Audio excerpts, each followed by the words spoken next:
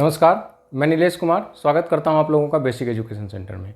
दोस्तों, हम लोग प्रॉफिट एंड लॉस यानी लाभ और हानि से संबंधित प्रश्न को देख रहे हैं। मैंने पिछले क्लास में भी बहुत सारे प्रॉब्लम्स एंड सॉल्यूशंस को देखा, नियम के साथ देखा, ट्रिक के साथ देखा, बेसिक कॉन्सेप्ट के साथ देखा। आज भी हम लोग कुछ प्रश्न और उसके सॉल्यूशंस को देखेंगे और उसे सीखने का प्रयास करेंगे और उसे सीखेंगे भी। तो आइए इस क्रम में हम लोग पहला क्वेश्चन देखते हैं कि क्या कह रहा है। कह रहा है कि एक लड़का 3 रुपया में 4 संतरे खरीद कर, ठीक है, उन्हें 5 रुपया में 6 के भाव से बेच देता है। तो पहले हम लोग संतरा को खरीदते हैं कि किस भाव में वो लोग खरीदा है, संतरा को किस भाव में खरीदा है। 3 रुपया में 4 संतरा, यानी कि 4 संतरे का क्रय मूल्य कितना दिया हुआ है? 3 रुपया, ठीक है। तो एक संतरे का क्रय मूल्य कितना हो जाएगा? चूंकि 4 संतरे का क्रय मूल्य 3 रुपया है, इसीलिए एक संतरे का क्रय मूल्य कितना हो जाएगा? 3/4। यहां तक समझने में किसी को परेशानी नहीं हुई होगी कि एक संतरे का हमारे पास क्रय मूल्य निकल गया। अब आइए नेक्स्ट, 5 रुपया में 6 के भाव से बेच देता है। तो क्या हो गया? 6 संतरे का विक्रय मूल्य कितना हो गया? 6 संतरे का विक्रय मूल्य कितना हो गया? 5 रुपया। तो इसीलिए एक संतरे का विक्रय मूल्य कितना हो जाएगा? 5/6 रुपया। अब समझिए कि एक संतरे का ये क्रय मूल्य निकल गया है और एक संतरे का ये विक्रय मूल्य निकल गया है, ठीक है। तो निश्चित रूप से हम लोगों को लाभ हो रहा है। तो लाभ बराबर क्या होता है? विक्रय मूल्य माइनस क्रय मूल्य। तो हम लोग लाभ निकाल देते हैं पहले। लाभ बराबर हो जाएगा विक्रय मूल्य। विक्रय मूल्य कितना है? 5/6। ये है विक्रय मूल्य माइनस क्रय मूल्य 3/4, ठीक है। इससे हम लोग निकाल देंगे लाभ। तो लाभ कितना हो जाएगा? 10 माइनस 9, यानी 1/12 रुपया क्या हो गया? हम लोगों को लाभ हो गया। कितना संतरा बेचे थे? एक संतरा खरीदे भी थे, एक संतरा को बेचे भी हैं। यहां से देख लीजिए, एक संतरा को हम लोग खरीदे हैं 3/4 रुपया में, एक संतरा को ही बेच दिए हैं हम लोग 5/6 रुपया में। तो एक संतरा को बेचने से हम लोगों को 1/12 रुपया का क्या हो गया? लाभ हो गया। हा? तो अब देखिए, चूंकि 1/12 रुपया लाभ होता है कितना संतरा बेचने से? एक संतरा को बेचने से। एक संतरा को बेचने से, है कि नहीं? ये ना है कि 1/12 रुपया लाभ हुआ है एक संतरा को बेचने से। तो 1 रुपया लाभ कमाने के लिए हमको कितना संतरा बेचना होगा? 1 रुपया लाभ होता है, कितना संतरा बेचना होगा 1 रुपया लाभ कमाने के लिए? यानी 1/12 यानी कि 12 संतरा। 12 संतरा बेचना होगा, ठीक है। हम लोगों को कितना बेचना होगा? 12 संतरा बेचना होगा 1 रुपया लाभ कमाने के लिए। 1 रुपया लाभ कमाने के लिए हम लोगों को 12 संतरा को बेचना होगा। लाभ कितना कमाना है हमको? 5 रुपया लाभ कमाना है।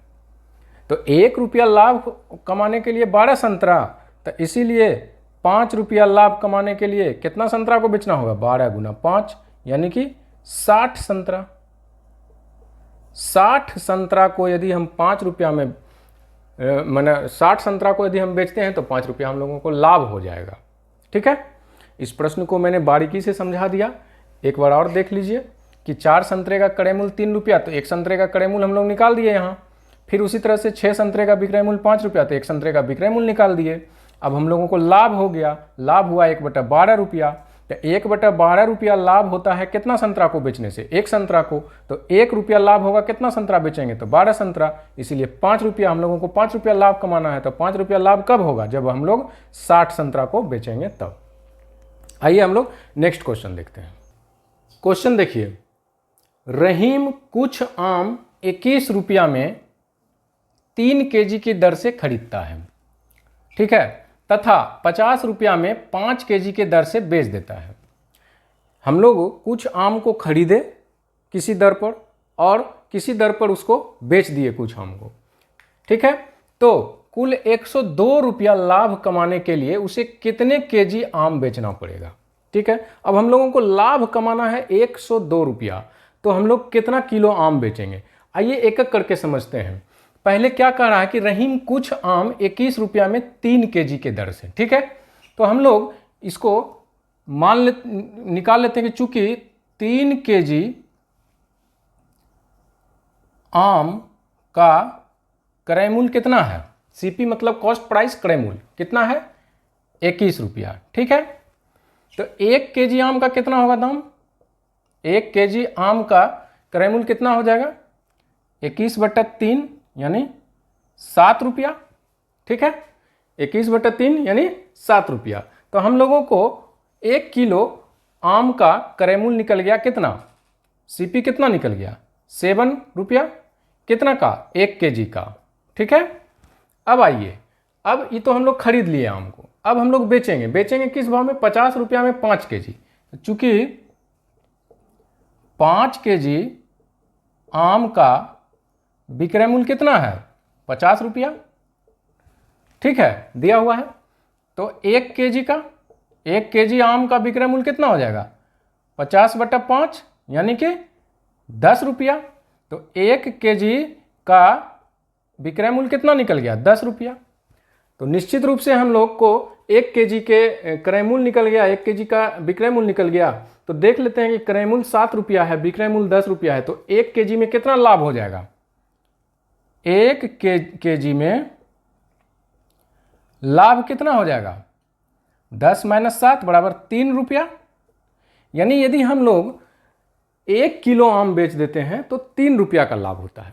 अब इसको उल्टा करके हम बोलते हैं कि इसको उल्टा करके ये बोलेंगे कि 3 रुपया लाभ होता है जब हम लोग 1 केजी आम बेचते हैं। तो उल्टा करके बोल सकते हैं कि 1 किलो में लाभ हो रहा है 3 रुपया, तो हम लोग इसको उल्टा करके बोलते हैं कि 3 रुपया लाभ हो रहा है जब हम लोग 1 केजी आम बेच रहे हैं। तो चूंकि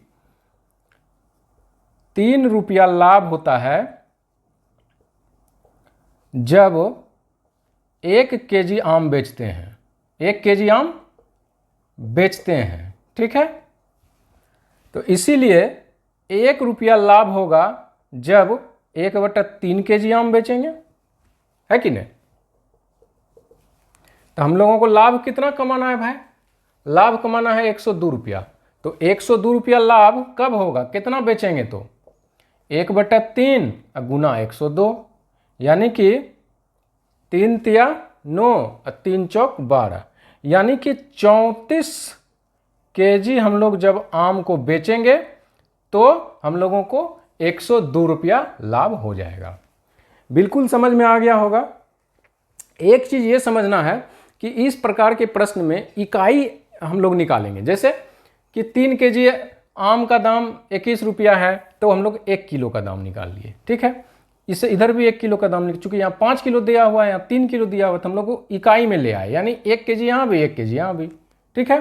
तो निकल गया हमारा कि 34 किलो यदि हम लोग आम को बेच देते हैं तो 102 रुपया लाभ हम लोगों को हो जाएगा। अब हम लोग नेक्स्ट क्वेश्चन देखते हैं, ठीक है। देखिए, 1 रुपये में 20 की दर से बटन बेचने पर 1 रुपया में कितना बटन को बेचा गया है, 20 बटन को बेचा गया है, ठीक है। एक व्यक्ति को 4% की हानि होती है, ठीक है। हम लोग 1 रुपया में 20 बटन बेचे हैं। बटन कितना है, बटन कितना है 20 है। इसी 20 बटन को हम लोग बेचे हैं, कितना में बेचे हैं भाई, तो 1 रुपया में। कितना में बेचे हैं 1 रुपया में। तो हम लोगों का सेलिंग प्राइस क्या हो गया 1 रुपया। गौर से समझिएगा। अब क्या कहता है कि एक व्यक्ति को 4% की हानि हो जाती है, तो लॉस कितना हो गया है 4%। समझ गए। अब हम लोग यहां से सीपी निकाल देंगे, यानी क्रय मूल्य निकाल देंगे कि बटन 20 बटन को हम लोग खरीदे थे कितना में, तो बेचने वाला दाम है। तो खरीदेंगे तब ना बेचेंगे, तो पहले खरीदने वाला दाम निकाल लेते हैं। तो क्या हो जाता है भाई, क्रय मूल्य जब हम लोगों के पास विक्रय मूल्य दिया हुआ हो, हानि प्रतिशत दिया हुआ हो, तो क्रय मूल्य बराबर क्या होता है विक्रय मूल्य बटा 1 - हानि बटा 100। क्लियर। 25, तो क्रय मूल्य कितना हो गया हमारा 25/24। ठीक है, ये हमारा क्रय मूल्य। जब इसको सॉल्व कीजिएगा तो 25/24 आ जाएगा। अब हम लोगों के पास क्या आ गया, क्रय मूल्य आ गया। कितना बटन का, 20 बटन का। ठीक है, अब क्या कर रहा है कि 20% लाभ कमाने के लिए, अब समझिए कि अब अगला हम लोगों के पास जब क्रय मूल्य आ गया है, कितना आ गया है, 20 बटन का क्रय मूल्य कितना है, इतना है। अब हम लोग को 20% लाभ कमाना है। अभी हम लोगों को 4% हानि हो गया था। अब हम लोग 20% लाभ कमाने के लिए उस बटन को कितने में बेचेंगे, पहले ये निकालेंगे हम लोग। तो यहां पर क्या हो रहा है, हम लोगों को लाभ हो रहा है। कितना लाभ हो रहा है, 20%। ठीक है, 20% लाभ हो रहा है। तो यहां से हम लोग निकाल देंगे विक्रय मूल्य कि कितना में बेचेंगे। तो विक्रय मूल्य बराबर क्या हो जाएगा, क्रय मूल्य गुना 1 जोड़ लाभ बटा 100, काट देंगे 5 हो जाएगा, यानी 25/24 गुना 6/5, 5 4, यानी कि 5/4। ये क्या हो गया, विक्रय मूल्य हो गया। कितना बटन का ये विक्रय मूल्य है, 20 बटन का। कितना बटन का है, 20 बटन का। हम लोग टोटल चीज 20 बटन पर निकाले हैं कि 20 बटन का अब हमारे पास में विक्रय मूल्य ये हो गया। जब हम लोग 20% लाभ कमाए तो 20 बटन का विक्रय मूल्य कितना हो गया, 5/4 रुपया। ठीक है, तो कह रहा है कि 1 रुपया में कितने के दर से बटन को बेचना होगा 20% लाभ कमाने के लिए। तो अब देखिए 5/4 रुपया ये हो गया हमारा विक्रय मूल्य, ये हो गया हमारा 25/24 रुपया क्या हो गया, क्रय मूल्य।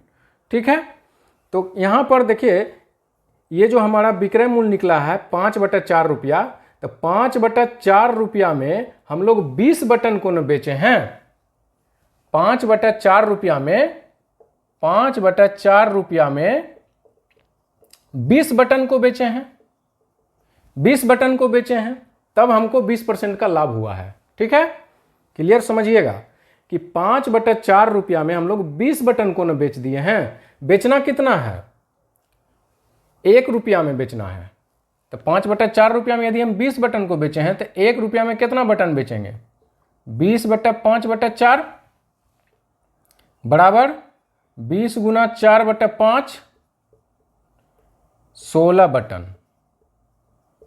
यानी 1 रुपया में कितने के दर से बटन को बेचना होगा, तो 1 रुपया में 16 बटन के दर से बेचने पर हम लोगों को 20% का लाभ हो जाएगा।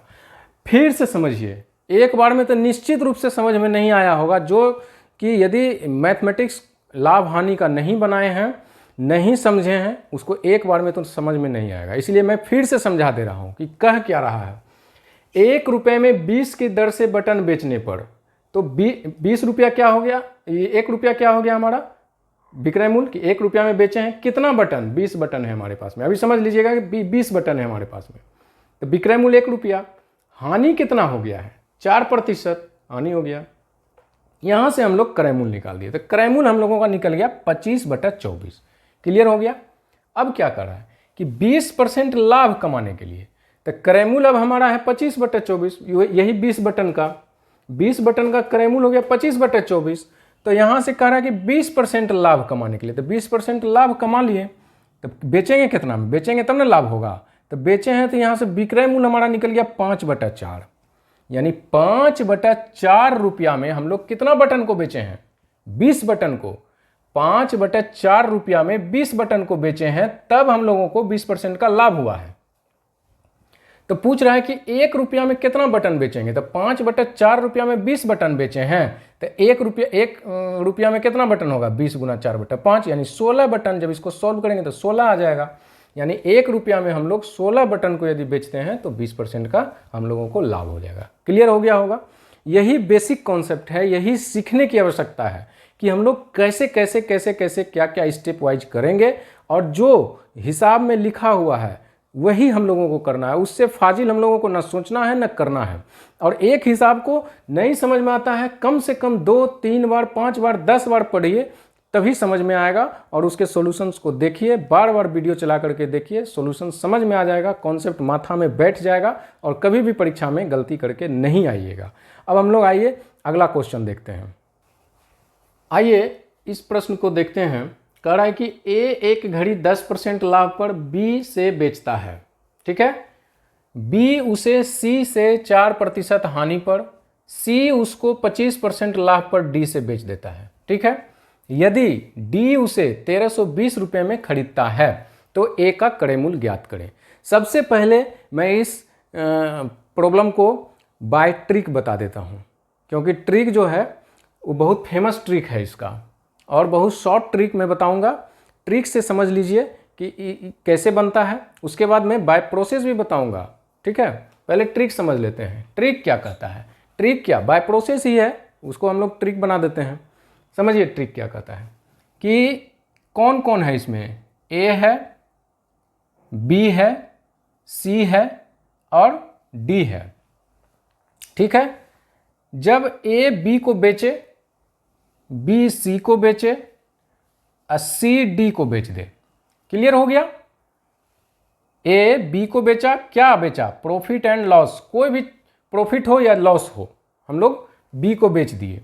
बी भी कोई प्रॉफिट लॉस लेकर के सी को बेच दिया, सी भी कोई प्रॉफिट लॉस लेकर के डी को बेच दिया। अब समझिए x% इसका प्रॉफिट या लॉस हो, या इसका y% प्रॉफिट एंड लॉस हो, इसका z% प्रॉफिट एंड लॉस हो, कुछ भी प्रॉफिट एंड लॉस, जैसे यहाँ 4% हानि पर बेच दिया, 25% लाभ पर बेच दिया। और या तो ए का हम लोगों के पास सीपी दिया हो, या तो हम लोगों के पास डी का सीपी दिया हो। सीपी मतलब क्रय मूल्य, कॉस्ट प्राइस, ठीक है। तो इसका फॉर्मूला होता है कि सीपी ऑफ ए, यहां ए का ही ना बोल रहा है, ए का क्रय मूल्य ज्ञात करें। सीपी ऑफ ए, क्योंकि डी का क्रय मूल्य हम लोगों के पास दिया हुआ है, डी का क्रय मूल्य हम लोगों के पास दिया हुआ है, तो ए का क्रय मूल्य पूछ रहा है, तो सीपी ऑफ ए यानी ए का क्रय मूल्य हो जाएगा सीपी ऑफ डी, जो डी का क्रय मूल्य है, गुना 100/100 प्लस माइनस x%, ठीक है। ये प्लस माइनस जो x% जो लाभ पर बेचा है, ठीक है। फिर गुना 100/100 प्लस माइनस y% गुना 100/100 प्लस माइनस z%, ठीक है। यही इसका फॉर्मूला है, ठीक है। इस पर हम लोग बैठा देंगे, क्वेश्चन का आंसर निकल जाएगा। प्लस माइनस हम लोग लिखे हैं कि यदि हानि होगा तो यहां माइनस देंगे, लाभ होगा तो यहां पर प्लस देंगे। क्लियर हो गया। अब आइए इसको इसी पर बैठा करके इस हिसाब को मैं बना के दिखाता हूं।